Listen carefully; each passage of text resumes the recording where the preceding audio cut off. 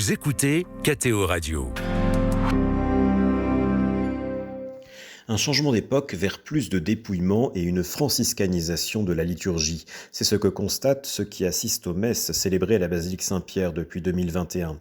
L'année précédente, le premier pape à avoir pris le nom de François avait créé la surprise en créant cardinal un simple prêtre, le père Mauro Gambetti, alors custode du couvent des franciscains d'Assise.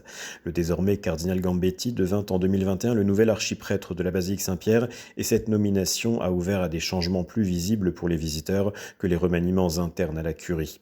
Jusqu'alors, au petit matin, de nombreux prêtres venaient célébrer leur messe individuellement, entourés par des enfants de chœur issus du petit séminaire Saint-Pidis, qui a depuis déménagé hors du Vatican. Désormais, seules les concélébrations pour des groupes sont autorisées. Les messes basses célébrées par des prêtres seuls, se rattachant parfois à des réalités préconciliaires, ne sont en principe plus autorisées. Mais des groupes viennent célébrer la messe tôt le matin pour échapper au flux des touristes. Ainsi, chaque jeudi matin à 7h10, la communauté polonaise de Rome et les groupes de pèlerins polonais, parfois très nombreux, se retrouvent à la chapelle Saint-Sébastien pour une messe sur la tombe de Saint Jean-Paul II. Par ailleurs, les célébrations papales en tant que telles ont gardé leur caractère solennel.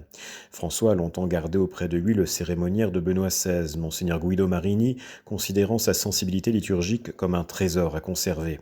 La nouvelle équipe chargée d'administrer la basilique Saint-Pierre a ouvert quelques propositions plutôt appréciées comme un temps d'adoration le samedi soir.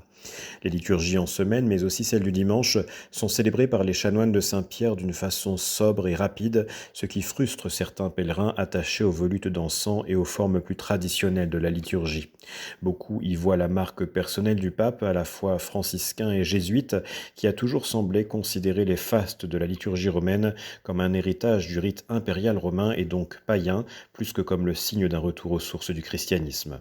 Depuis Rome, Cyprien Viette, de l'agence Immédiat pour KTO.